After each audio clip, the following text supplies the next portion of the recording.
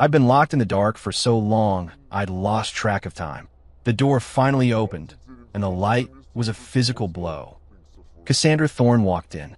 She was dressed in all black, a silhouette against the blinding doorway, and she wore that smile, the one that terrified me. "Ethan?" She said, her voice a low murmur. "Still so stubborn." She crossed the room and lifted my face with her hand. Her touch was cold. I twisted my head away, refusing to look at her. "What is the matter? Is this all the fight an Aegis agent has left?" She taunted. Her fingers tightened, forcing my chin back toward her. I clenched my jaw. "Cassandra, if you're going to kill me, just do it! Cut the theatrics!" "Kill you?" She leaned in, her breath ghosting across my skin. "That would be letting you off easy. No, I want you to stay with me. Willingly." I let out a harsh laugh. "In your dreams!" She abruptly let go and turned toward the door. "Bring her in." Two of her syndicate guards dragged a woman into the room. My eyes widened. It was Chloe Bennett, a junior agent for my unit. "Ethan!"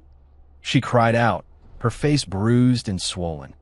Cassandra watched my reaction, a slow, satisfied smile spreading across her lips. "Let her go!"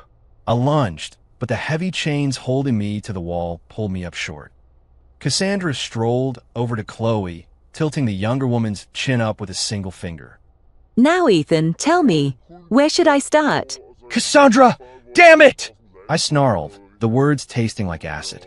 "This is between us! Leave her out of it!" "Out of it?" She spun back to me, her eyes flashing. "Then why did you come after me in the first place? You knew exactly who I was, the leader of the syndicate. Why pretend to care about me? Why get into my head?" I had no answer. It had been an assignment. I went undercover, posing as a rogue operative to get close to her. I thought I could gather the intel and get out clean. I never imagined it would come to this. I was just following orders, I said, my voice barely a whisper. Her expression darkened. Following orders? So all those things you said to me, they were all lies. I couldn't meet her eyes. Some of it had been real, but I could never admit that. Cassandra suddenly laughed, a chilling sound that echoed in the stone room. "Fine, that's fine," she said, waving a hand dismissively. "Take Miss Bennett downstairs. Make sure she's comfortable." "No," I yelled. "Cassandra, please don't hurt her." She arched an eyebrow. "That's not how you beg." I dropped my head, the fight draining out of me. "Please." "Not good enough," she said, drawing out the words. "I want to hear you say it. I want you to tell me, with all your heart, that you're willing to stay with me." Chloe struggled against her captors. "Ethan, don't you dare listen to her. I'd rather die." With a flick of her wrist, Cassandra sent a pulse of energy that knocked Chloe unconscious. "Chloe," I roared, rattling the chains until my wrists were raw. Cassandra stood before me again. "It's your choice, Ethan. Her life, or your freedom." I closed my eyes, my heart feeling like it was being torn in two. Finally, the words forced their way out. "I'll do it. I'll stay." Cassandra's smile was both beautiful and monstrous. "See? That wasn't so hard." She motioned for her guards to take Chloe away, get her medical attention, then drop her back on Aegis territory. I breathed a sigh of relief, but I knew this was far from over. Cassandra unlocked my chains, and my body immediately gave out. I collapsed to the floor, my limbs numb from being held in one position for so long. She knelt beside me, her fingers stroking through my hair. "From now on, you belong to me." I jerked my head away from her touch. "This is just a deal." Her eyes went cold. She grabbed my wrist, her grip like steel. "I'll make you mean it." The days that followed were a blur of gilded captivity. I was kept in her penthouse suite, a palace of glass and steel overlooking the city. She gave me the finest clothes, the best food, but I was never, ever out of her sight. Every day, she asked the same question. "Ethan, do you love me?" And every day, my answer was the same. No. Each time I said it, she found a new way to torment me. Sometimes it was a syndicate serum that set every nerve in my body on fire while leaving me paralyzed. Other times, she would lock me in a sensory deprivation chamber until I was gasping for air, my mind fracturing. But the worst was when she'd bring in Aegis agents who'd try to rescue me, and she would break them right in front of my eyes. Why won't you just say it? She demanded one day, pinning me against a wall of windows. The city lights a dizzying galaxy below us. I looked into her obsessive, desperate eyes and suddenly felt a wave of pity. Cassandra, you can't force someone to love you. Something flickered in her gaze. I don't care. I just need you here with me. Forever. That night, she came to my room, drunk on whiskey. It was the first time I had ever seen her look vulnerable. Ethan, she mumbled, slumping against my shoulder, her voice thick. Why can't you smile at me like you used to? I froze. The ruthless matriarch of the syndicate was, in that moment, just a broken woman. But I said nothing. She suddenly pulled back, her eyes clearing with a frightening intensity. Still nothing. I remained silent. She smiled, and a deep sense of dread washed over me. Fine, then I'll take you somewhere. She dragged me down to the syndicate's holding cells in the building's sub-basement. And there, in one of the cells, was the last person I expected to see. Leo Sterling, my mentor, my commanding officer. Ethan, what are you doing here? Leo asked, shocked. His gaze shifted to Cassandra. You witch, what have you done to him? Cassandra wrapped an arm around my waist, pulling me close. He's mine now, she purred. Leo's eyes widened in disbelief. Ethan, is that true? Did you turn on us? I shook my head frantically. No, Leo, it's not like that. She's forcing me. Cassandra's arm tightened. Oh, so, if I were to kill your precious mentor, would you hate me for it? My entire body went rigid. Cassandra, don't. She tilted her head. Beg me. I saw the betrayal in Leo's eyes, and it felt like a knife in my gut. Please, I whispered. Cassandra smiled, but it didn't reach her eyes. Instead of releasing him, she signaled her guards to begin their work. I had to watch as they tortured the man who had been like a father to me, and I was powerless to stop it. Say you love me, Cassandra whispered in my ear, and I'll let him go. I gritted my teeth. Never. Leo suddenly cried out, his voice strained but clear. Ethan, don't give in. I'd rather die than see you break. Cassandra's expression hardened. She flicked her fingers, and the guards intensified the torture. That's when I finally broke. Stop. I'll say it. I love you. Cassandra, I love you. The cell fell silent. A brilliant, genuine smile lit up Cassandra's face. It was a look of pure joy, one I'd never seen on her before. She waved her hand, and the guard stopped. You should have just said so from the start. Then, right in front of Leo, she pulled me into a deep, possessive kiss. I closed my eyes, and a wave of humiliation burned through me. When it was over, she kept her word and let Leo go. But I knew this was just the beginning. Back in the penthouse, I shoved her away. Are you satisfied? She nodded, that smile still on her face. Very. I couldn't take it anymore. I raised my hand to strike her, but she caught my wrist with lightning speed. Don't forget, Ethan, she said softly. Chloe may be safe for now, but I can always bring her back. I froze. You promised you'd leave her alone. I did, she said, her thumb tracing my cheekbone. But I'm not above breaking a promise if you misbehave. From that day on, I learned to play the part. I told her I loved her every morning. I even started to feign affection. Cassandra was happy, and the leash she kept me on began to loosen. But in my heart, I knew it was all a lie. I was just biding my time, waiting for the one chance I needed to escape for good. Then one day, I noticed how pale she looked. She was always taking pills when she thought I wasn't looking. When I asked, she'd just say they were vitamins. It wasn't until I overheard her doctor speaking to her in the hall that I understood. Ma'am, the internal damage can't be ignored any longer. If you don't treat it with a compatible life force infusion, I'm afraid. Cassandra cut him off, her voice like ice. Be quiet. Ethan is not to know. I stood frozen in the doorway. Internal damage? What was he talking about? I did some digging through her private network and found it. The report from my assassination attempt. My blade had done more damage than I knew, leaving behind a wound her own syndicate healers couldn't fix. She had been suppressing it this whole time with unstable tech and sheer force of will. So that was it. Her obsession with my love. It wasn't just about possession. She needed me. The energy signature of an Aegis agent, bonded by a true emotional connection, was the only thing that could heal her.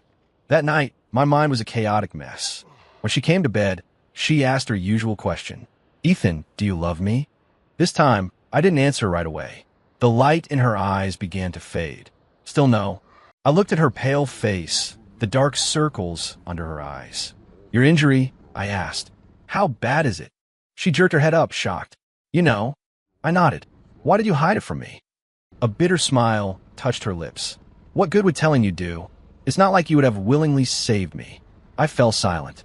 She was right. If I hadn't known the truth, I wouldn't have. But now, let me heal you, I said. She stared at me, astonished. You do that? I nodded. On one condition. What is it? When you're healed, you let me go. The hope in her eyes died. You still want to leave that badly? I looked away. Cassandra. We were never meant to happen. She was quiet for a long time. Finally, she nodded. Fine. I agree. The healing process worked. My energy was a perfect match for hers, knitting together the damaged tissue and restoring her strength. When it was done, she held up her end of the bargain. She handed me a key card that would grant me access out of the building. You can go now, she said, her back to me, her voice flat. I stood there for a moment, an unexpected ache in my chest. Take care of yourself, was all I could manage to say. Just as I turned to leave, I heard her whisper, Ethan, if you could do it all over again, would you still have chosen to meet me? I didn't answer. I just walked away, stepping out onto the cold city street. I took a deep breath of free air, but for some reason, all I felt was empty. Back at the Aegis compound, everyone was ecstatic to have me back. Chloe and Leo were there, celebrating my return, but my mind was elsewhere.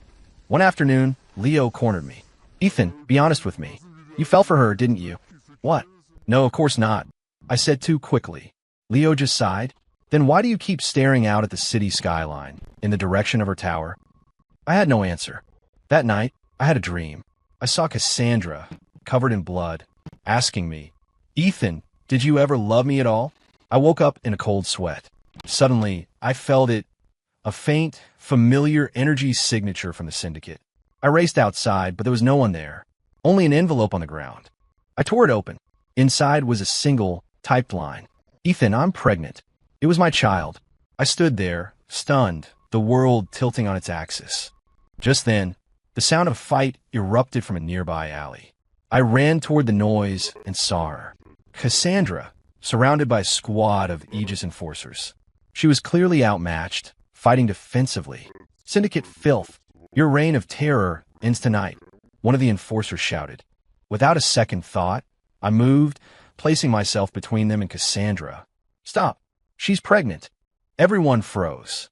Even Cassandra looked at me, her eyes wide with shock. The enforcers exchanged uncertain glances before finally retreating. I turned to Cassandra. Why didn't you tell me? She gave a short, bitter laugh. And what? You would have stayed for me then. I didn't answer. The light in her eyes dimmed. I thought not.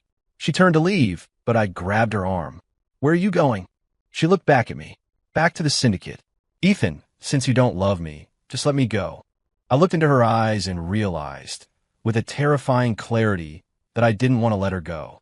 I didn't care about the Aegis or the syndicate or any of it. Why else would I have jumped in front of armed agents to save her? Why else would my first instinct be to protect her and our child? But the words still wouldn't come.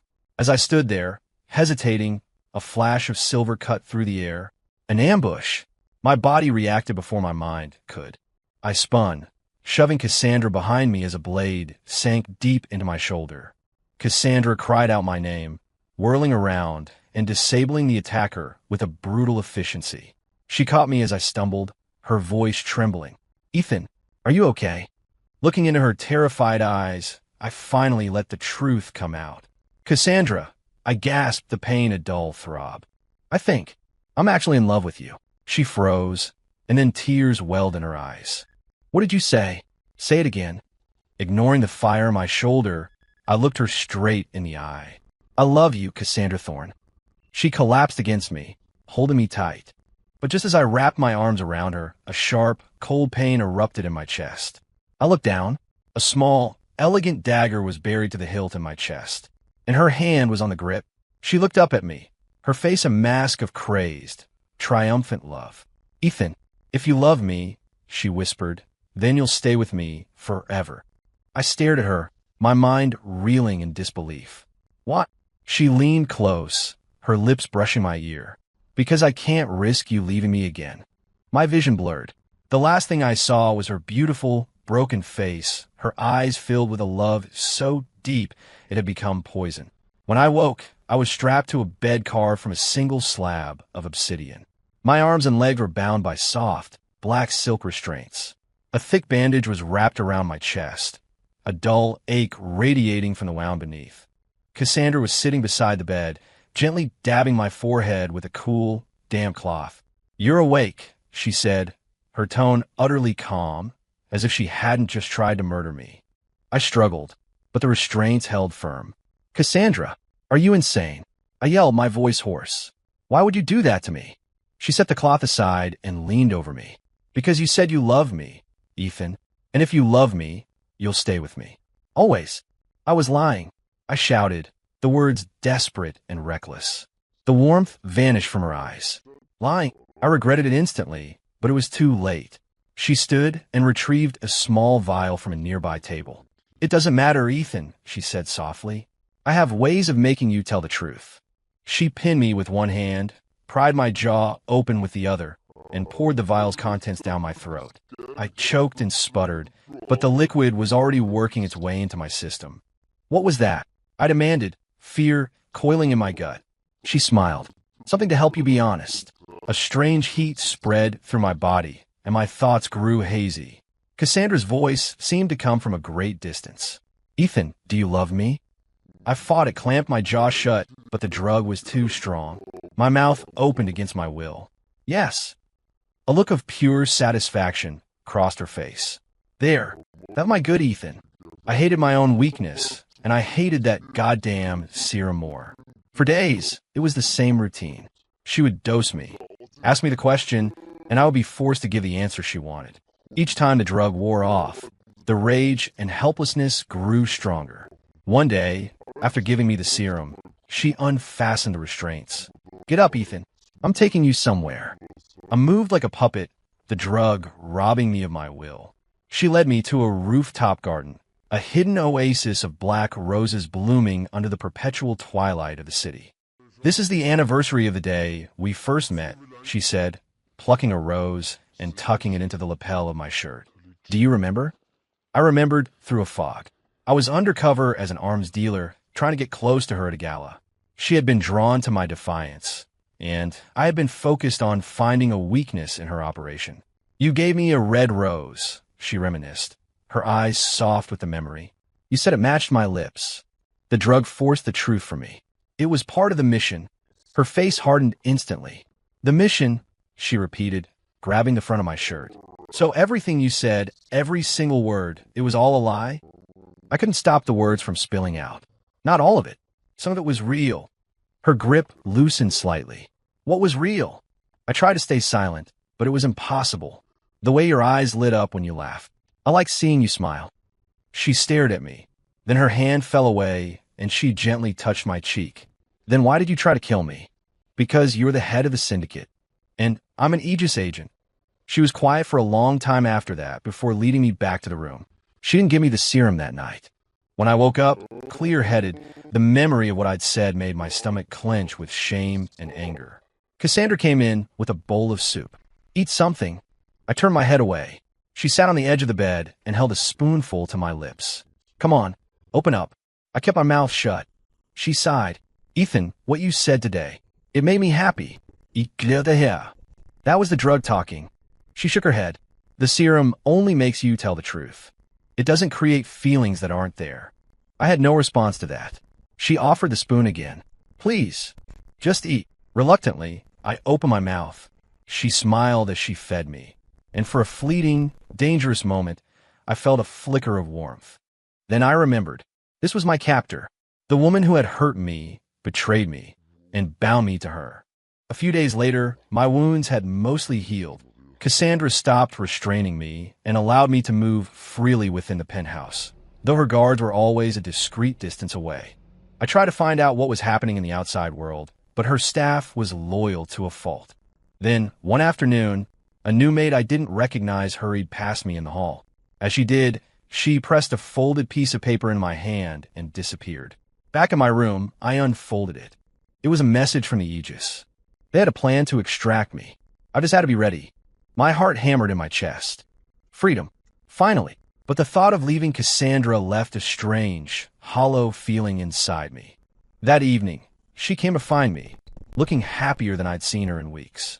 "Ethan, the baby kicked today," she said, taking my hand and placing it on her stomach.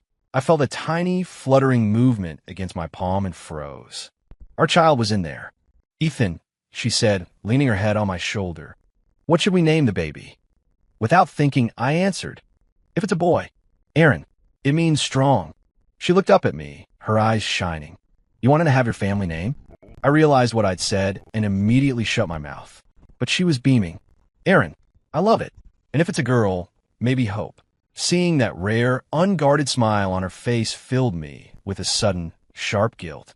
The Aegis was coming for me, and here I was, naming our child with my kidnapper. I didn't sleep at all that night. The next day, Cassandra announced we were going to the rooftop Nexus to perform a blessing for the baby. I knew this was it. This had to be the opportunity the Aegis was waiting for. On the way up, my nerves were shot. Cassandra seemed to sense it, her hand tightening around mine. "You seem on edge today, Ethan," she said quietly. "Just tired," I lied. She gave me a long, searching look but didn't press the issue. The Nexus was an open-air chamber at the very peak of the tower, a place of quiet, solemn power. Cassandra led me to the center and began the ritual. Halfway through, an explosion rocked the floor below. "Protect the matriarch," the guard shouted. A team of black-clad figures stormed the Nexus, engaging the Syndicate guards in a chaotic firefight. I recognized their movements. It was an Aegis strike team. "Ethan, over here," Leo yelled from the doorway. I looked at Cassandra. She was calm, directing her guards with deadly precision. "Ethan," she turned to me then, her expression unreadable. "Are you leaving?" I hesitated. "Ethan, now? We don't have time," Leo shouted again. Cassandra gave a small, sad smile. "Go on, Ethan. Go back to your people." "Stay here, stunned." "Go," she said, turning away. Before I changed my mind, gritting my teeth, I ran toward Leo. But just as I reached the edge of the platform, I heard Cassandra cry out in pain. I spun around. An arrow was protruding from her side. She was collapsing into the arms of one of her guards. I stopped dead in my tracks. "Ethan, let's go," Leo urged. I looked at Cassandra's pale face, at the way her hand instinctively went to protect her stomach, and I made my choice. I ran back to her side. "Ethan," Leo's voice was a mixture of shock and fury. Cassandra looked up at me, bewildered. "Why did you come back?" I supported her, holding her steady. "Don't talk. Save your strength." I looked over at Leo. "I'm sorry. I can't leave her." The look on his face was one of profound disappointment. He gave a sharp signal, and the Aegis team retreated. Cassandra leaned against me, her breathing shallow. "Why didn't you go?" I was silent for a moment. "Because you're carrying my child," I said. The light in her eyes faded. "Just because of the baby?" I didn't answer. She closed her eyes and said nothing more. Back in her medical suite, the doctor treated the wound. It wasn't deep, but Cassandra remained silent and withdrawn. I stayed by her bed, unsure of what to say. That night, she finally spoke. "You could have left, Ethan." "I know," I said quietly. "So why did you stay?" she asked, her eyes searching mine. I looked away. "I told you. The baby." She suddenly grabbed my hand, her grip surprisingly strong. "Look at me and say it." I met her gaze. "Because of the baby." She stared at me for a long moment, then let go and turned her back to me. "Then go. I don't want to see you again." I was stunned. "What?" I said, "Get out." Her voice was ice. "If you're only staying out of pity, then I don't need you." I didn't move. She sat up abruptly, her face twisted in pain. "Get out." I turned and walked to the door, but as I reached for the handle, I heard a choked sob. I don't know why, but I went back. She looked up, her face streaked with tears. "What are you doing here?" I reached out and wiped a tear from her cheek. "Because I want to be here." She threw her arms around me and cried, her whole body shaking. For the first time, I held her back. We talked for hours that night. She told me about her childhood, about being groomed to lead the Syndicate, about learning to use cruelty as a shield for her own fear. I told her about the strict code of the Aegis, my own ambitions, and the conflict that had been tearing me apart. It felt like we were back at the beginning, before the lines were drawn, before we were enemies. But peace is a fragile thing. The next day, the Syndicate's Council of Elders demanded an audience with Cassandra. They wanted me executed. Matriarch, he is an agent of the Aegis, a viper in our nest. Cassandra's voice was cold steel. He is my consort and the father of my heir. Touch him, and you answer to me. The elders backed down, but their resentment was palpable. After they left, I told her, "You don't have to do this." She took my hand. "Ethan, I would fight the whole world for you." My heart warmed at her words, but a sense of dread followed close behind. A few days later, a rebellion broke out on the Syndicate's southern border. Cassandra had to go deal with it herself. Before she left, she made me promise not to leave the tower. I agreed, but the day after she was gone, I got an anonymous message. Chloe Bennett had been captured again. She was being held in the sub-basement cells. I couldn't sit back and do nothing. I knew it could be a trap, but I had to get her out. I slipped down to the cells and found her, just as the message said. She was badly beaten. "Ethan, how did you?" "No time to talk. I'm getting you out of here," I said, working on her restraints. But as we neared the exit, a dozen Syndicate guards surrounded us. And stepping out from the shadows, her face a mask of thunderous fury, was Cassandra. She was back early, her tactical gear still stained with dust and blood. "Ethan," she said, her voice dangerously calm. "You broke your promise." Cassandra stood at the mouth of the corridor, her eyes so cold they burned. "Is this what my trust is worth to you?" she asked, her voice quiet, which was far more terrifying than if she had been screaming. I tried to explain. "Cassandra, Chloe is my friend. They were going to kill her. I couldn't just. So you went behind my back? You snuck into my prison." She advanced on me, each step deliberate and menacing. "Ethan, I have given you so many chances." Chloe scrambled to stand in front of me. "You monster! Don't you hurt him!" Cassandra didn't even look at her. A wave of force emanated from her hand, and Chloe was thrown against the far wall, slumping to the ground unconscious. I rushed toward Chloe, but Cassandra grabbed my arm, her grip unbreakable. "Worried about her?" she sneered. "You should be worried about yourself." She dragged me back to the penthouse and threw me onto the bed. "Cassandra, just listen to me." She wasn't listening. She bound my hands and feet with a now familiar black silk. "I'm done listening to your lies, Ethan."